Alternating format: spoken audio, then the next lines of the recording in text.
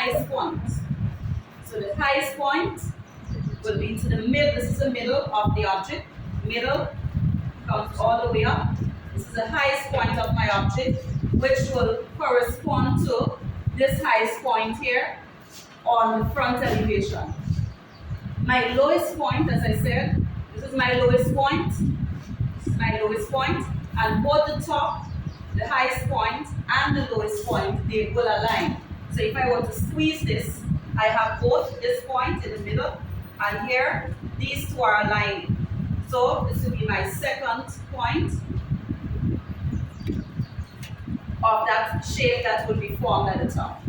Next, now as your object goes down, the points will be in line with the opposite half of the object. So let me explain. So we have this is the second, this is here, we consider this is as a middle. Then from there, it goes down to this point. So this is going to go across and goes to the second here. So this point with here, this point with here.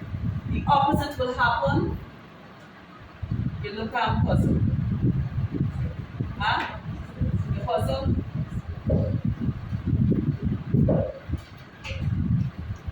So my highest point is at the top here. Right? So it's like I have a point here, and then I have a point here, which will correspond to this point here. If I were to draw a line across, these two will correspond. If I mark this point here,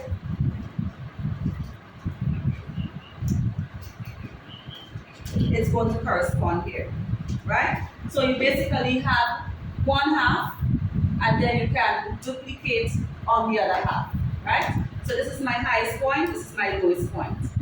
From there, you notice that it goes down one, yeah? So it goes down one here, so it means that from here, it should go down one, yeah? Same thing will happen on the other side. Now if you want to do one half and then you do the other half, that's fine, right? If you're not understanding it like this, you can do one half and then you do the other half. So this one, this is my third line here. So third line, this is going to come across and it's going to correspond with this point.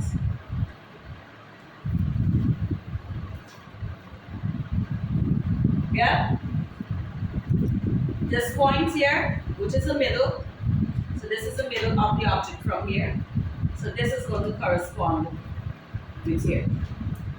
Now once this half is done, you can do this other half, and then we can come back and do this part, and then you can do this part, right?